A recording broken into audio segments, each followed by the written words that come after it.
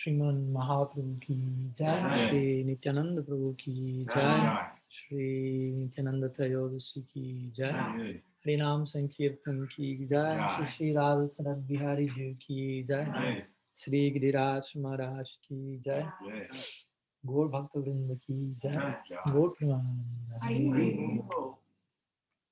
So welcome to all of you. My pleasure to meet you all for the first time in this journey, some of you, so I'm happy to see you. So we are celebrating today Sri Nityananda Trayodasi, which refers to the appearance day of Srila Nityananda Prabhu, who at the same time, if you will, personifies the, let's say, like the highest principle of undeserved grace. Undeserved, you say? Mm-hmm. Okay. So as much as you cannot deserve that, he's representing that. And the most undeserved, the highest the quality, basically, because it means no matter what you do, it's beyond your own capacity. It doesn't mean that you shouldn't do anything about that. But interestingly, as more as you engage yourself in order to deserve that grace, the more you will feel, I deserve that, the less. Because you get to the insight, this is greater, greater, and greater. And I'm correspondingly smaller, smaller, and smaller. But in the context of that greatness, so that feels good. You know? Like when you are facing the ocean, it feels great, and you feel small, but that's okay. Your self-esteem is not being threatened by the sight of the ocean, but you feel, okay, I'm being embraced by that. This affectionate greatness, something like that. So we shared some nice songs now about Sri Nityananda Prabhu. Two of the most well-known ones, one by Lochan Das Thakur, Akroda Paramananda Nityananda Ram, and one by Narottam Das, Nitai Pada Kamala. So we'll think about sharing some ideas about some points mentioned there, trying to hopefully in some little way complement to the monumental lecture that Guru Maharaj gave today in the morning, which does not give too much place to say anything else in one sense, but at the same time brings forth great mercy to try to say something else, if you will, in service to such a discourse. So in my attempt of complementing that won't be trying to speak in maybe in some lower level, if you will, because he really spoke in a very high way, as it's usual. But my point is that when you speak about someone like Nityananda Prabhu or any other personality that personifies transcendence, you can speak on so many levels and angles and nuances. It's not just there is one single mood of discourse. It's like if you say, well, let's speak about God, whatever. It's not just there's this only thing that this only narrative that you can embrace. No, there are so many possibilities, especially if we speak about this particular, very particular form of God. We have this very nuanced idea when we say, let's speak about God, and you may say, which one? I mean, it's only one God, but which of all his faces? From the context of Vishnu Tattva, Shakti Tattva, let's speak about Sri Radha or something more Ishvarik. We will speak about Srimati Lakshmi Devi or something in between, Queens in Dwarka Mathura, or if you speak of Vishnu Tattva, well, decide. You have at least to begin 5 in Gaur Lila, Pancha Tattva.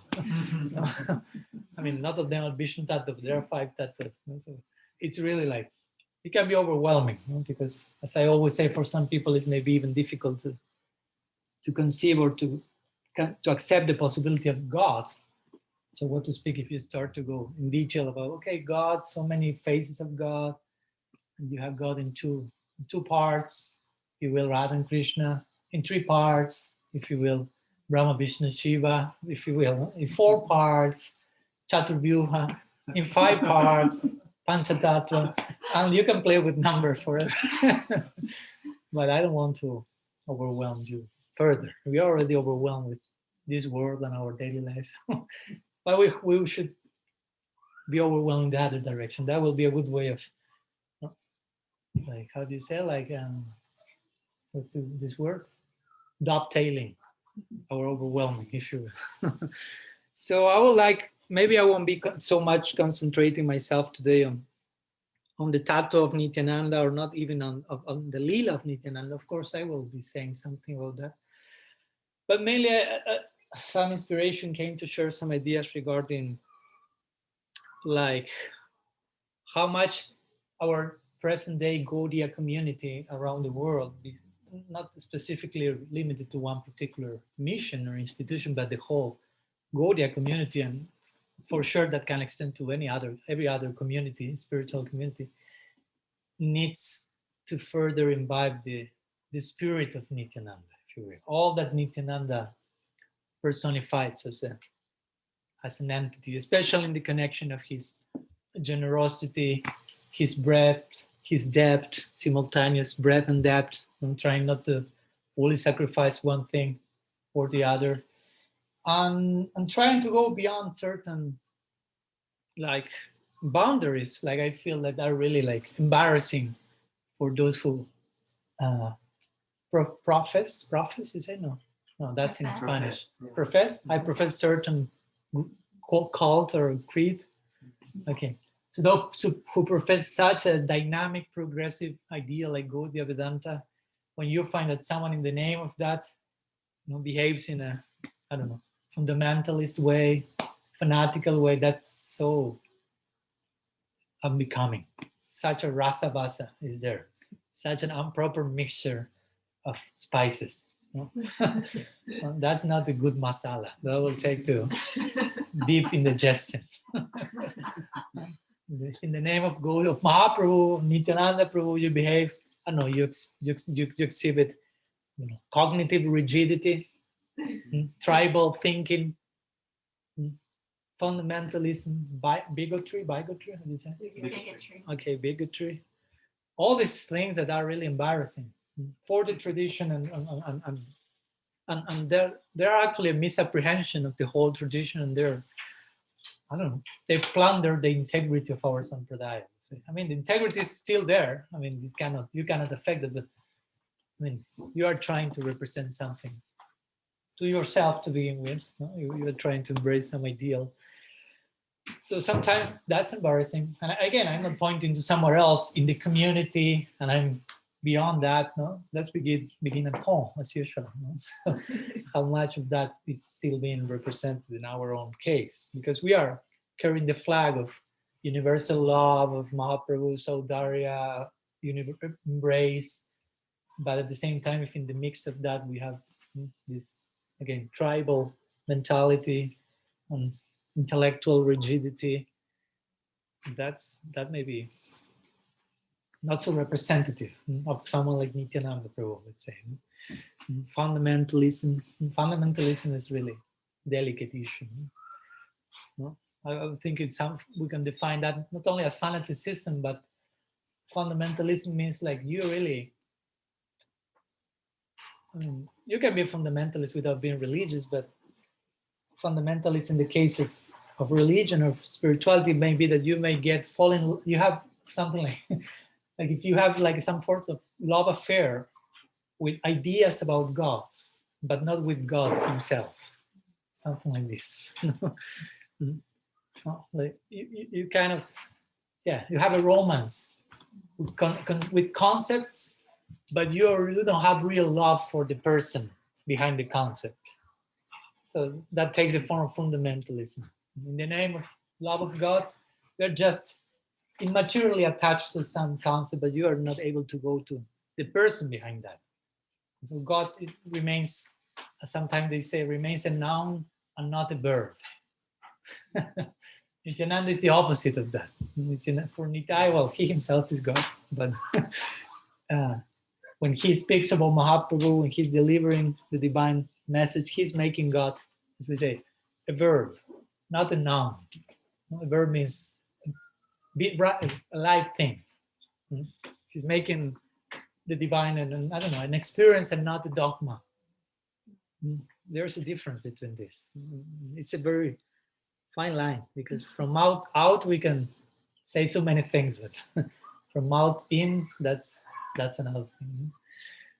So we need to go beyond God as a noun and make him a verb. We have to go beyond God as a dog and make him an experience. We have to go beyond God as an idea and make him a person, a relationship with us. No, Guru Maharaj will say that once. At one point, Krishna stops being a theological person. He becomes a real person. So that's expected at some point. No? At the beginning, God is an idea, is a concept. We are not on a daily basis really established, really believing yet he's a person. I mean, on one level we say yes, but on one level we may observe ourselves, and on a daily basis we may act and think as atheistic people for moments. Mayavad, maybe. Some nuance of those things that we condemn on our daily discourse. Officially, we condemn them, but unofficially, okay, there is some subterranean, clandestine existence of all the things.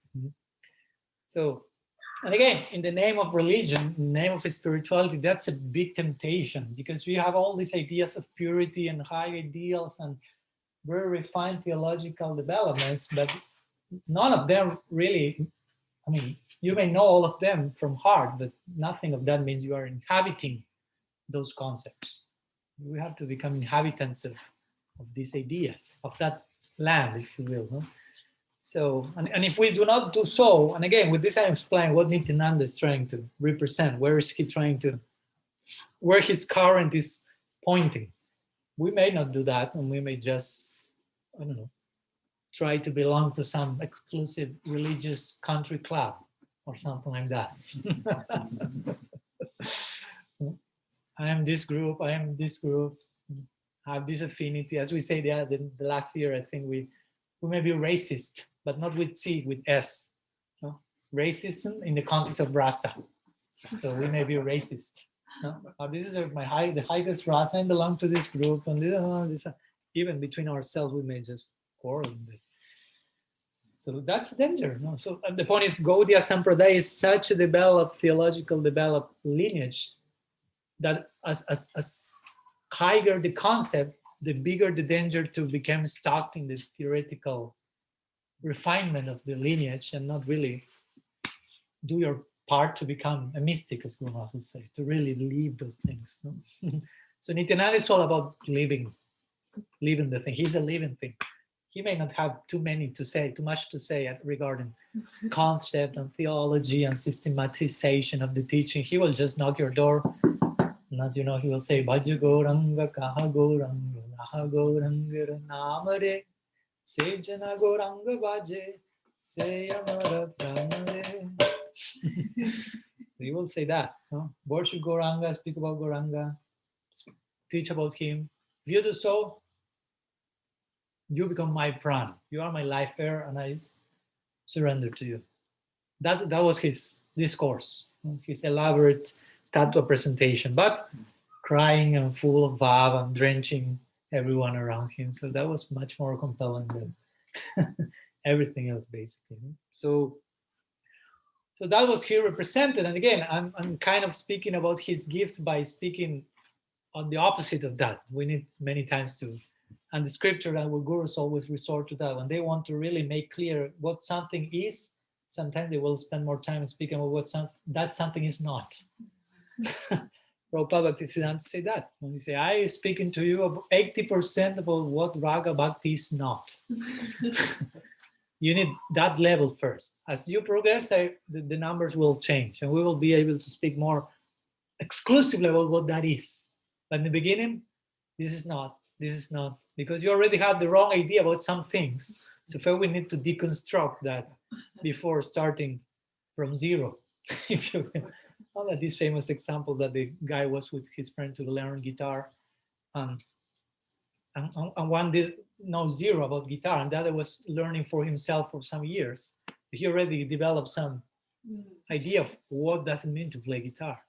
So they were going to take classes 1 hour each. So the teacher said, okay, the one who knows zero, each class is $10. The one who has been teaching himself for 10 years, he has to pay $50 per class. So he said, why? I mean, I have been playing for 10 years. I already know a lot. So that's why you have to pay more, because you think you know a lot. You talk to yourself so many things that now I need to deconstruct that. And then we have to begin from zero. He's already advanced. He's in zero. You are minus 108. So sometimes we may have some misconception about something, and we should be open to recognize that with all the implied embarrassment. Even though I may be surrounded by such a glorious environment, and there are so many nice things, of course, to appreciate. But if we are not careful, we may be misapprehending something. We may get abusively, does it exist? Oh, you follow my idea. Abusively accustomed to, to, to, to, to living along with the extraordinary reality. I mean, that happens. We get accustomed to everything. It's interesting because in the beginning, even something ordinary, it felt as extraordinary because it's something new. Anything that is new, you feel like, wow, incredible, extraordinary. Even if it's ordinary. But even if something is extraordinary in time, you may get accustomed to that and see that as ordinary. We have that great, dangerous capacity. So it's important to remain like in proper perspective. So Nityananda Prabhu is trying to catch our attention at every single moment, which is a proper angle of vision. Because if not, again, speaking about what he's not about, if we become fundamentalists, if we become, I don't know, arrogant, I belong to this school, I have this guru, I know so much, or whatever. Sometimes it's subtle, it's so subtle. It's not that you are just writing in social media, I'm the greatest. Generally, we are not so brave to do so, even though we feel it. We are coward enough not to say it publicly, but we will say it somehow or other through indirect language, some Parok Shabbat maybe there. So very subtly, we will be rejecting people, at least in our mind. We will be just, maybe not rejecting, but just judging them, labeling them somehow below us. Because of this, because of that, or maybe even if you don't say below, but labeling people like very quickly, that's a symptom of arrogance, basically. And that has nothing to do with what Nityananda Prabhu is about. Again, his humility, his generosity, his openness to give us a possibility of being something more, not judging us because of who we are now, who we were in the past. And this is very, again, dangerous in the sense of about the jiva, because when you start to label others, judge others, somehow or other, our false ego strengthens, quote unquote, strengthens. Actually, it's a sign of weakness. But the subjective experience is I'm more by pointing outside of myself, if you will. And it makes you feel important. It's very weird how it works, but it works like this. No? When you judge others, label others, somehow or other, you put yourself in a position of labeling, of pointing, of controlling, of judging. You become God, quote unquote, in the world of your ego. And you feel important, no? For the wrong reasons, for sure. Not because, we should feel important because Nityananda is throwing his merciful glance on us. That's the importance we should feel in our life, not in another direction. And again, we should be very, as Vaishnavas, especially, and in this point, in connection to how we relate with other Vaishnavas in other missions, in the same mission, with our husband and wife, they're Vaishnavas. Sometimes we forget that. He's my husband, she's my wife. I remember once one devotee told me, Maharaj, I miss so much the devotees. He lived far from the ashram. So I miss so much. I need association of devotees, and say, well, you have a wife and 3 children. They are Vaishnavas also.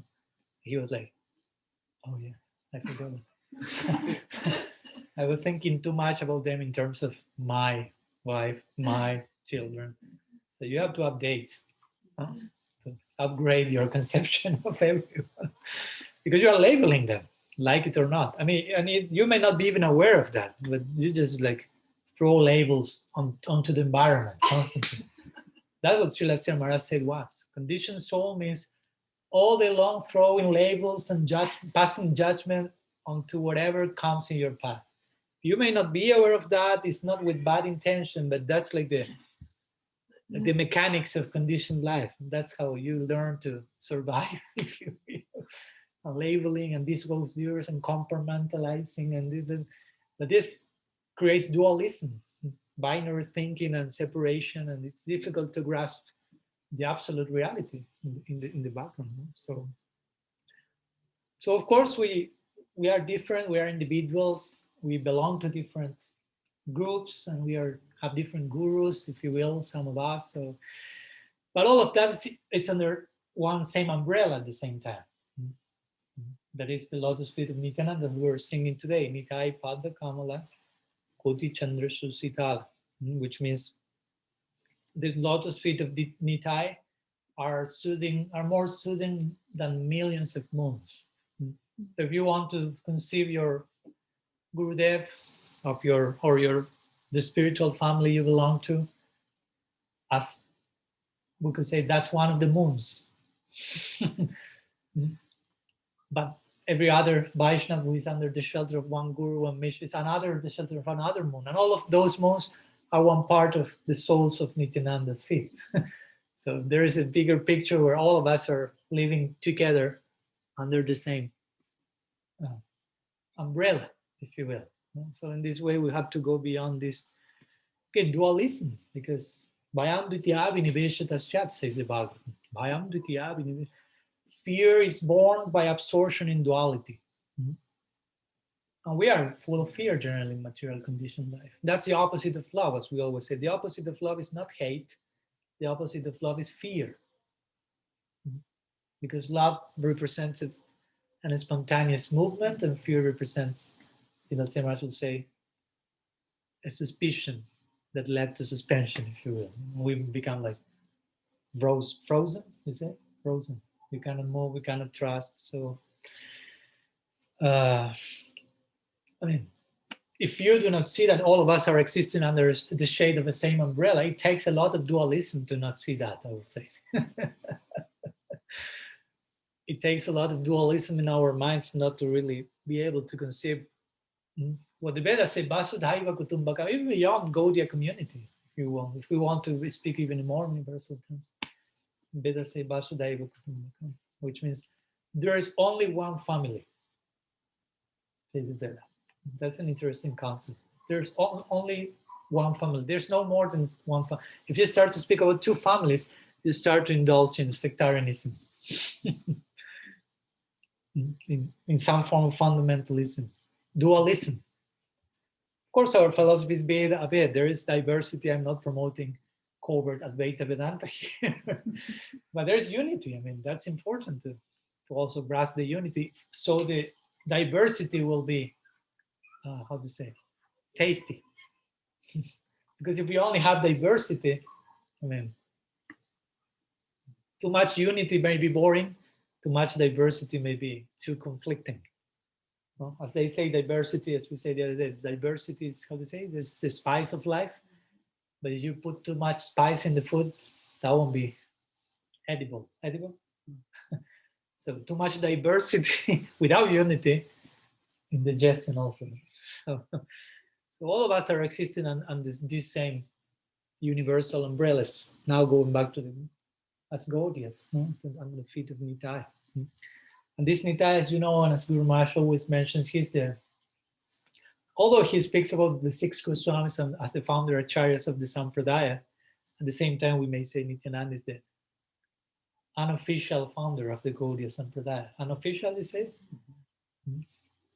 Because he was the one who began it all even before the Goswamis systematized the whole teachings of Mahaprabhu and ecstasy of Mahaprabhu. And he did, again, in a very natural way, in a very spontaneous way. Again, knocking on doors, crying, Avadut-like preaching. Although it may seem an oxymoron. Like, how can you preach in an Avadut? But he was so compelling was his experience, basically. He only had to knock the door, basically. The rest was just a byproduct of his insight. Just people looking at his eyes, seeing his tears, grasping his his intention, his standing, that was enough to grasp the standing of someone like Nityananda. Imagine that Nityananda Prabhu knocks your door. And now you are saying, no, incredible. But my point is, he did that. Maybe he did not do that literally, as you may imagine. Oh, maybe but he's doing that on a daily basis. Maybe we are not hearing the knocking. And we are maybe too concerned about other types of doors that still we would like to be opened. And if someone is knocking that, so many other possibilities. But Nityananda maintains that standard till the day we dare to open, and of course properly reciprocate to them. So he and the Dwadasa Gopals, as we know, his associates, close associates, they were spreading Krishna consciousness in a total spontaneous way without any tinge of institutionalization. Of course, I'm not saying institutions are necessarily something to avoid, but the point is they gave an interesting example, which is dissemination by the strength of their own inner transformation. No, basically, there was not too much necessity of information. There was enough transformation on their side. Knock the door, transformation. No? There was not necessary. So the point is, sometimes nowadays, some Gaudiya groups or any other groups, they may be thinking, why our movement is not properly expanding on the world.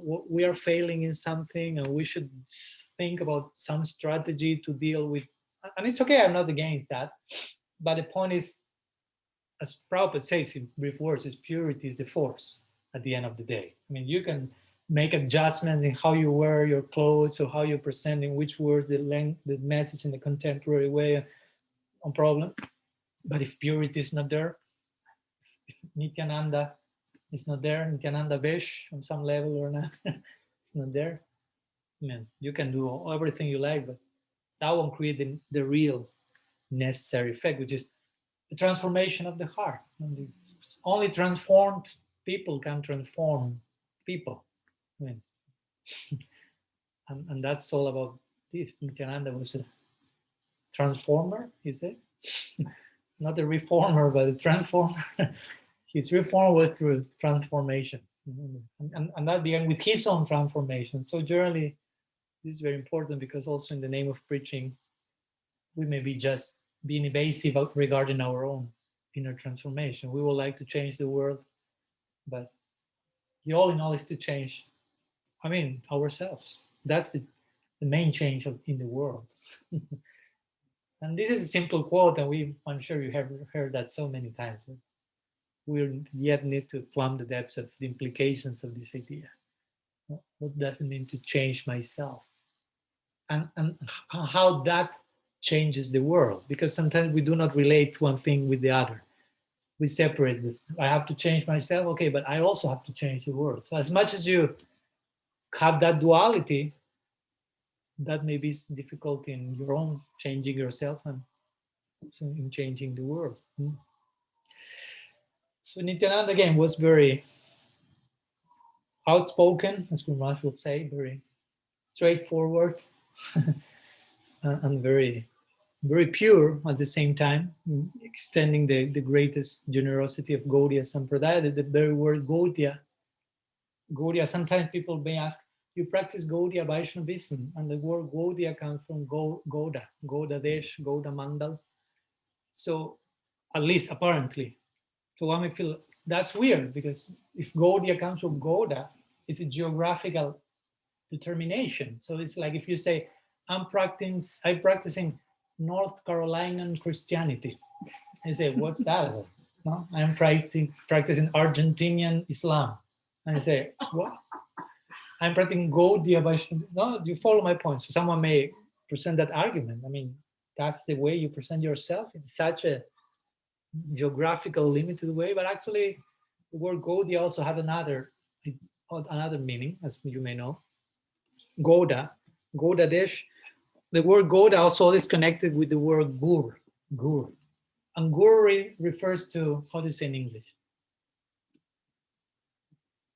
Like molasses, something like that. Because Bengal is the land of Sugarcane. sugarcane. Thank you. There's so much sweetness there on an external level, but also, of course, we are taking that to the Gaur Lila. What the Gaur Lila represents. Gaur Lila is Audarya Lila. But Audarya means what? Mercy. Why? What's the mercy there? Going free for everyone. What's free for everyone? The love of God. Which type of love of God? You are too abstract. Huh? Thank you so much. Not necessarily Madhurya Ras, like romantic love only, but Madhurya. Let's say Madhurya, like sweetness, the love of Braj Bhav. So Audarya means the dissemination of Madhurya. So Godadesh means gur means molasses means sweet means Madhurya. Do you connect? So Audarya is the distribution of that Madhurya, and that's why Goda receives that name, because it's a sweet land where that sweetness is being like broadcasted like never before. So Gaudiya Vaishnavism has to do with that idea, not with the geography conception, but with something. And who was, again, as Guru Maharaj say today, Nityananda was like main figure in broadcasting that Madhurya. Even if you want to speak only in terms of Madhurya's Gopi Bhav, Nityananda Prabhu was doing that also. And what to speak also the current that came from his own personal bhav. But again, he did that in a very non-sectarian way, in a very loving way, as we were singing today. The second song we sang, it began saying, Akrodha Paramananda Nityananda. Wow. So Akrodha, what does it mean, Akrodha? Sorry? No anger. Yeah. So Nityananda is Akrodha, which means he's not angry. Of course, we may say, okay, sometimes I'm not angry. Generally, I'm not okay. So I kind of find I could call myself a Akrodha also. What do you think, Mamantra? Me, no. No? Okay. That would be an untruth. Karuna, what do you say? For me? When the moment of wrestling comes. Akrodha there? Not possible. Then we need to invoke another spirit. So of course, Akrodha in this case go beyond just not being, how do you say, on your nerves, but implies a lot of things. Like we were speaking now, non-judgmental, not labeling, not condemning, not seeing any enemy. One other name of Nityananda Prabhu that I like a lot is Ajata Satru. Ajata Satru means he whose enemy was yet not born. Another way of saying he who has no enemy and will never have. And that means he who do not perceive enmity anywhere. And that's another way of saying he who is the friend of everyone. Again, indirect language is a lot used here. So Ajata Satru, that's another way of saying Akrodha. He's not angry means you have nobody to be angry with, if you will. There are no enemies. You do not perceive enemies whatsoever. There's no necessity of that. As we will say, weak faith requires an enemy. And we could say strong faith requires a friend. Everyone becomes a friend, basically, when you have strong faith. The strong faith itself requires everyone to be a friend. If not, it cannot operate properly. And weak faith requires enemy. If not, I cannot express my immaturity properly. So you have to be an enemy so I can express my immature faith, please. A strong faith will ask for something else. So Akrodha has to do with this, with non-judgmental, as we say, free from duality. Nityananda Prabhu is not seeing any of us in dual terms. He's this and he's that also. Sometimes they say that Nityananda Prabhu was partial to everyone. That was a way of describing his impartiality. Generally, he's not impartial. Generally, you think more like, but here his impartiality is he's partial to everyone. That's a full circle to the idea of impartiality. He's partial to everyone without an exception. So that's real impartiality, not some detached, because sometimes that idea is carried there. Detachment, indifference, impartiality, non-involvement, but Nityananda was partial to everyone. All in the brothel, as Baruch will say today, everyone was included in his in his embrace. And again, free from duality. Free from duality, free from anger. Anger and duality go hand by hand. Again, if you have no duality, you have no enemies, because enemies means there has enemies and there are friends. You think in those two terms, but when there's no duality, there's no room for the two. So hopefully everyone becomes friends and not enemies. That's another way of non-duality. Everyone is an enemy, but hopefully we don't go in that type of Advaita unity. So he's not anger, and of course we have to apply that, the opposite of that, to the ultimate extent. He's always happy, he's always joyful. That's his very name. Nityananda. Like if you find someone in the street, what's your name? Perpetual bliss. My pleasure. And you will say, my pleasure. Give me your WhatsApp number. I have to have you in my contacts. If you honor your name properly, okay, you have to be in my agenda. Nityananda, always happy, basically means never angry, never dualistic, never labeling, never limiting anything, but expanding. Nartan says that when he said, how do you say it? Nityananda Premananda Sukhi. Thank you. Ha Prabhu Nityananda Premananda Sukhi. Was not enough to say Nityananda, is a Premananda. We have to use the word Ananda as much as we can regarding Nityananda. Parama Karun Mahudujai Jai Gaur Chandra. Sava Avatar, Sava Shiromani, Kevala Ananda. Come again.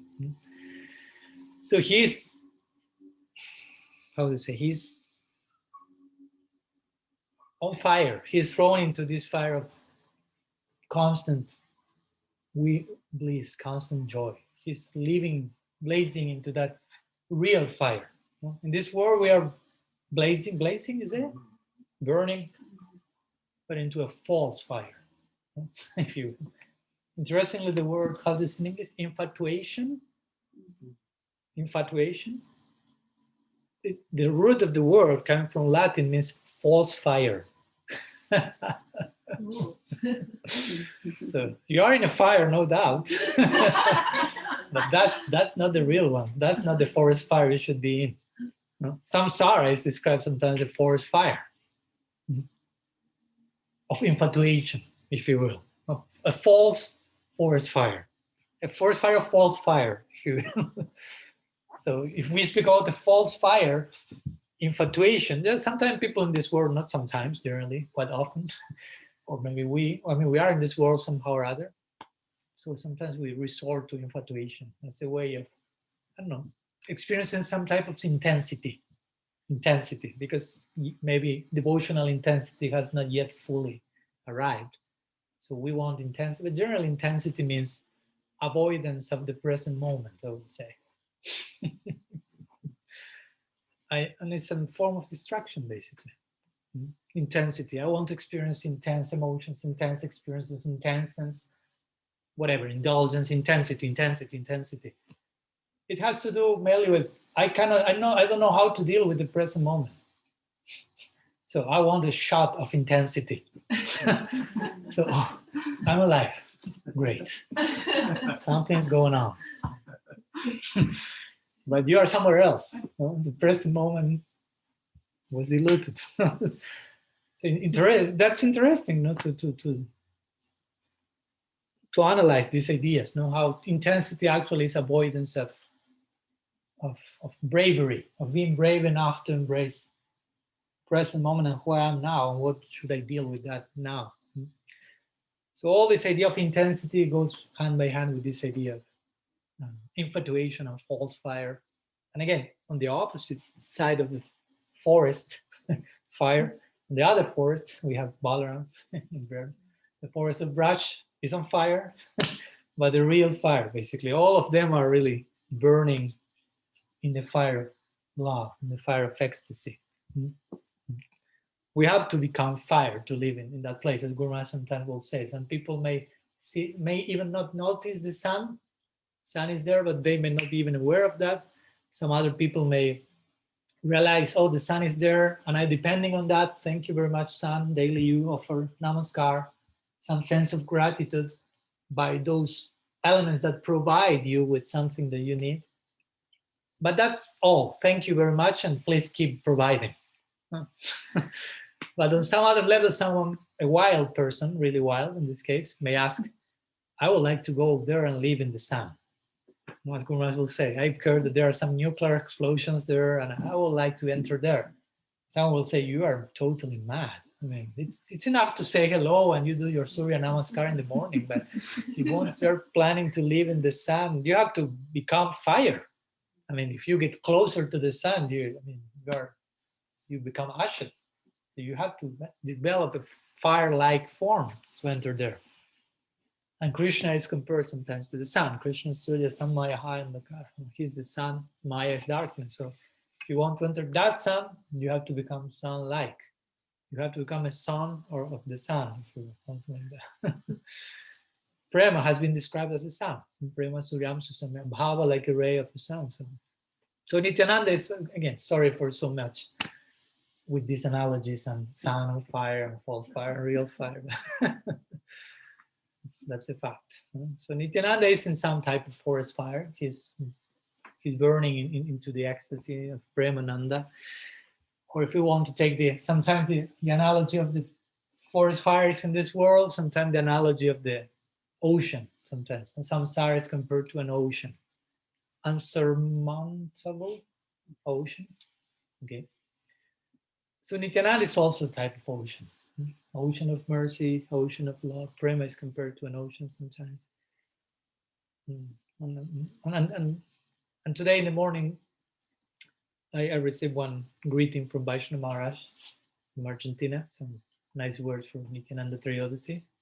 He used, especially on Nityananda Trayodasi, he used to send me some blessing and some, not only happy Nityananda Trayodasi, but may the grace of Sri Nityananda, and there comes the whole well-wishing. So he was saying something like that. Like the ocean of Sri Nityananda's grace carry you to the shore of your devotional aspirations or something like that. So I was thinking, oh yes, thank you very much. And I was extending the analogy in my mind. I say, okay, yeah, Nityananda Kripa is like an ocean, an unfathomable ocean. And I will keep practicing my English with you, sorry, and thank you very much. So, and Srila Gurudev, who is a personified agent of the Nityananda department, is like a wave of that ocean. So, and we are to be carried by the wave to the shore of our spiritual ideals and hopes. So do not swim against the wave, basically. Be a good surfer and let yourself being carried to the wave, the proper shore, something like that. Shigur is like a wave in the ocean of Nityananda Prabhu's. Yeah. So,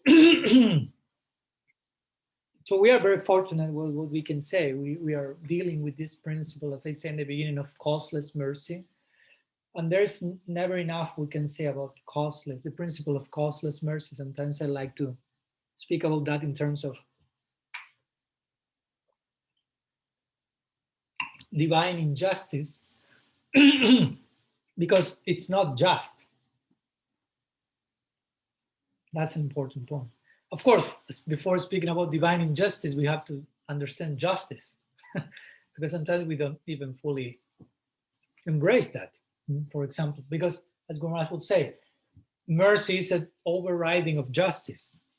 So in order to understand mercy, first you have to understand what is being overridden, which we call justice. So first we have to understand there is something called justice, and that justice department is infallible. Infallible, you say? We call it karma, like perfect justice. And that's a hard pill to swallow, because on so many occasions in our life we may feel this is not just. but not referring to costless mercy, but to something that should not be happening. But at that point, you are saying, so karma is not, it's failing here. The machine like collapse. Something went beyond the hands of the Paramatma or whatever, and that makes sense. So my point is, first we have to accept that it's justice and that it's working perfectly, even though sometimes we, of course, may not be able to explain to ourselves why this is happening, that's for sure. But we should have that conviction that this is working perfectly, because if I do not have that conviction, I won't be able to go from there to the costless mercy department and have full faith in that. I have to first have full faith in how justice works, and then I can be promoted to the higher department and have full faith in how mercy works. Because if not, sometimes we don't have too much faith in either of them. Sometimes something happens, this is not just. Or sometimes I ask Krishna for mercy and I'm like, let's see what happens. I don't know if he will reply, or I don't know. This is Krishna's mercy? I don't think so. This is not even his justice. So sometimes we may be a little bit in need of strengthening our faith in this direction. So first of all, we should accept justice exists perfectly on one level. And on top of that, there is a type of injustice, but it's divine. And we call it causeless mercy. It's injustice because it's not just. We cannot deserve that at any moment. And that's a very difficult pill to swallow also. And sometimes we hear causeless mercy, it sounds like a very special product that I don't have to pay anything to obtain it. Because we hear it's a gift. And it's a gift for sure. But it doesn't mean that nothing is expected from us in order to receive it. Because again, the gift can be there, but it's up to you to accept the gift. I can give you a gift that you don't deserve, but you can reject that. You follow? I mean, it's not that the gift will like impose, you say, force. On some level, there will be some intense, like Nityananda Prabhu had that intensity. Prabhupada himself say, I came to your country as an aggressor. And we say, thank you. But there was some point in which we were able to decide yes or no. So, and the point is that if we decide, I accept costless mercy, the point is, I am accepting something that I will never deserve. So I am able to live with some gift that I will never deserve. I mean, for the ego, that's not very flattering. And that's the idea, of course, that may help us to transcend the ego. But I having a gift that as much as I incorporate in my life, the less I feel, the more I feel I don't deserve it. but I need it. Two different things. And as much as I try to deserve it, the gift shows itself bigger and bigger. The grace expands and expands. That's how it works. The substance we are pursuing is of such quality that even if we make our greatest effort to deserve it, try to think about that theoretically. The bigger our effort we will make, the less we will feel we deserve it. It's too much. It keeps growing. And I try to make my best, and we should make our best, but not trying to deserve it, but trying to do something in reciprocation. So that's the nature of the gift. As we were speaking the other day in the lecture on Vaishnava etiquette, the real gifts are those that will never belong to us, but we will belong to the gift. In one sense, do you follow? I mean, I won't try to own that and make that my property and my product and my control, but hopefully that makes me its property, if you will, that higher domain.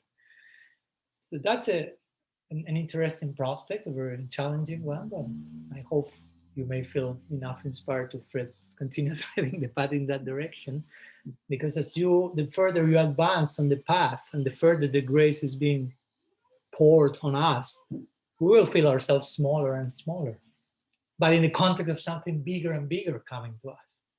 And it's paradoxical, but as the smaller you feel, the more you forget about yourself at one point. But the more you become you, in the greater sense. It's paradoxical because the topmost stage is self-forgetfulness, but that's when you are you in the most real sense. That's how it works. That's the price to pay. It's an overwhelming prospect, but Selassie Maharaj said that as much as you get closer to the infinite, you will be realizing there's no limit to progress. The prospect becomes bigger and bigger and bigger and bigger and bigger. So, I want to speak in connection to a department like Nityananda, who's constantly, we are speaking about expanding the prospect. Nityananda is the first expansion of Krishna, if you will, as Balaram. And as the expansion of Krishna, he's expanding the service of Krishna, the area of Krishna's service at the same time. And the same way Nityananda is extending, if you will, service possibilities to Mahaprabhu, no? Without parallel. Sometimes I have some few minutes. You have some minutes? Yeah, no problem. Sometimes Balaram is depicted, well, I'm not sometimes, always, with the plow, which also has to do with making the ground ready, representing the heart, the guru, preparing. That means akarshana in Sanskrit. Karshana means plowing. How do you say the verb? And that's karshana. And akarshana means attracting. So sometimes we have on one side Balaram's plow, and on the other side Krishna's flute. So Balaram's plow is doing karshana, plowing, preparing the ground. So then we may hear Krishna's flute and run after that, feeling attracted to that. So similarly, sometimes it is said that, and that's our adhikar, no? I mean, adhikar means qualification, but the qualification comes from mercy. That's the way we acquire adhikar in our tradition, by mercy of Nityananda, mercy of Balaram. So as Balaram has this plow, and you create like canals, you say? Sometimes you may use for digging canals for water to move. So similarly, sometimes there's one song that says that Nityananda, being Balaram, even though he doesn't carry the plow in Gaur Lila, but he's creating different canals to every door, at every house, at every heart. So Mahaprabhu's grace may go there, and there, without exception, partial towards everyone. He's doing that plowing, if you will, preparing the field for the descent of Prem.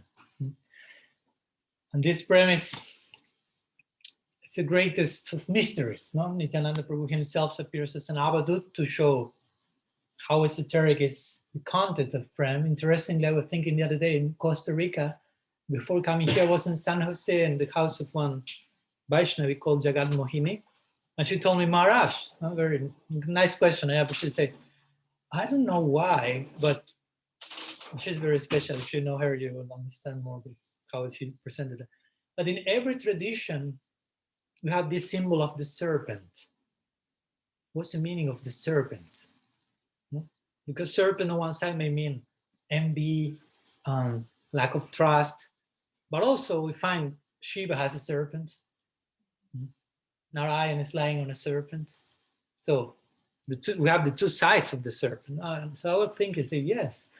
For me, the serpent refers to mystery, to that which is unknown. And we are totally fearful of that, of course. Because it implies getting out of the comfort zone and entering into the realm of paradox. When everything is out of control and we don't know what's next, so that means fear. So the serpent and Prem has to do with that. Prem has to do with love, and love is the greatest mystery. Rajaguhyam, says Krishna in the Gita, the topmost secret, the greatest mystery.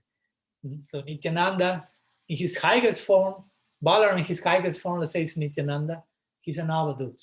Avadut means weird person, if you will. Difficult to understand, mysterious guy, basically.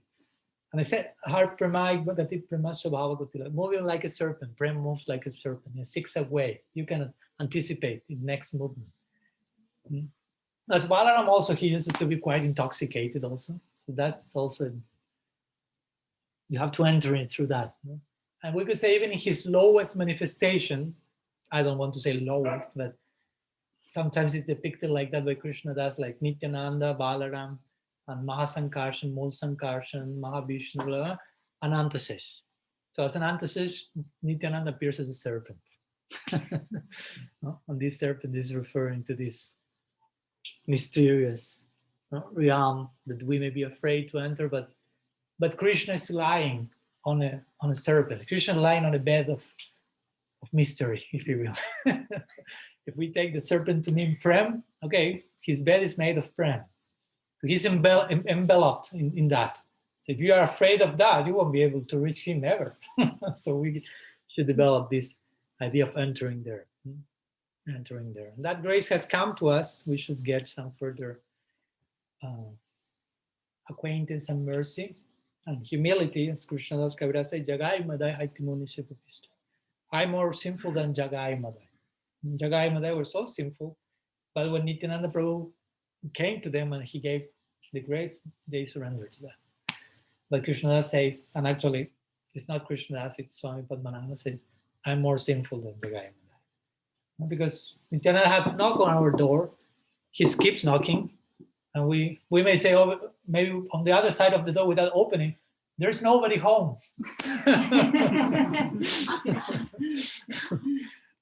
Embarrassing, totally embarrassing. Imagine someone goes and nobody home. I mean, you are being infraganti, you say, you're in evidence of what to do. No? So they accepted the grace of Nityananda, they were transformed. I am not yet. Of course, we are in the process of that. We should be, balancing our lamentation. We should appreciate we are in the process of that sadhakas and the grace is come. Nityananda keeps knocking, Sri Guru keeps knocking on the door of our heart. So, and unfortunately, gradually we develop the hope that I only want to open that door. I only want to reciprocate to that knocking. Not any other door, not any other door. Oh, the whole world is full of doors and knockings and possibilities and neon lights calling me and as Guru Maharaj will say, and all that is here, all the companies and great, how do you say, the corporations and lights and tick, tick, tick, tick, tick, call me, eat me, buy me, exploit me, enjoy me. So hopefully someday we really feel that knocking. I want to reply that's the real knocking. It will knock my ego down, if you will. So in this way, Nityananda comes to teach us how to be really happy. He is the one. He knows how to. He's always happy. Kivala Ananda Kanda. And how to become a Krodha like him. Not anger, not judgmental, not labeling here and there. Really, we should need to be, as the classical question says, sometimes they ask, do you want to be happy or do you want to be right? And most people, unfortunately, choose, I want to be right.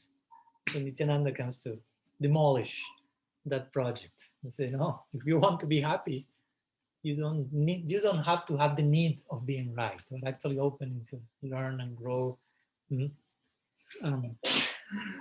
educate your mind in that regard. Or first, uneducate it, deconstruct, as I mentioned, all the things that your mind is attached, all the duality, all the judgments. The mind is something, has a brilliant potential. It can be brilliant. I mean, you can have brilliant mind, but also it can become obsessive and repetitive with certain patterns and just function on that, and it can drive you mad, basically. It can be useful, but it can be useless. As Krishna said in the Gita, it can become your worst friend or your worst enemy. But as long as the mind is not fully under the shelter of Nityananda, we shouldn't speak about peace of mind. That sounds like an oxymoron. The other day I was reading something like that. No? When you have peace, you are not in your mind. And when you're in your mind, you are not truly peaceful. So when you say peace of mind, it sounds like a contradiction. That's a good point he was mentioning. So we need to go beyond the mind. You shall do all mind, beyond the control, beyond the judging, analyzing, see, and instead of judging, analyzing, controlling, which is the sick side of the mind, we should go to the, seeing, tasting, loving. That's the realm of Nityananda. Try to eventually have a taste of transcendence. That's Nitai's campaign. He wants to take us into his fold. So let's try to open ourselves to that. Let's try to how to say, to invoke a yes, to welcome Nityananda with a yes, or to every situation in our life first with a yes, not with a no. Sometimes we have first the no and then the yes. But Srila Maharaj will say, Om is like a big yes, like an affirmation towards reality, like opening ourselves to trust in the positiveness of what's coming. And first you establish a primal yes, a fundamental yes, and then some no's can be in place to create some healthy boundaries, if you will. But if you start with a no, that's unnatural. You become like alienated from reality, basically. So that was Nitai's stance. He had a yes towards all of us. Nitai didn't come to us and say, no, no, no. He said, yes, yes, yes. Even if someone said, but that guy, look, yes, yes.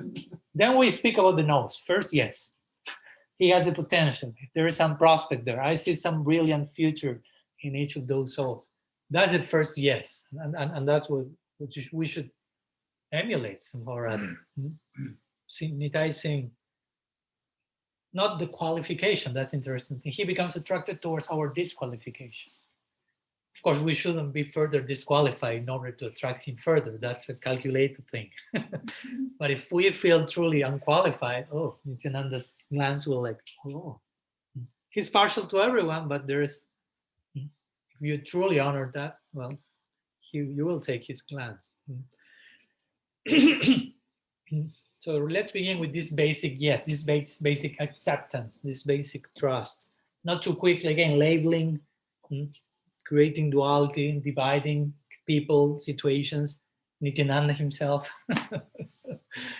But instead of that, honoring the ultimate prospect of everything. That's Nityananda's stance. As Guru Maharaj will say, they are not judging because of who we were, because of who we are, but because of who we can be, who we can become, our brightest future.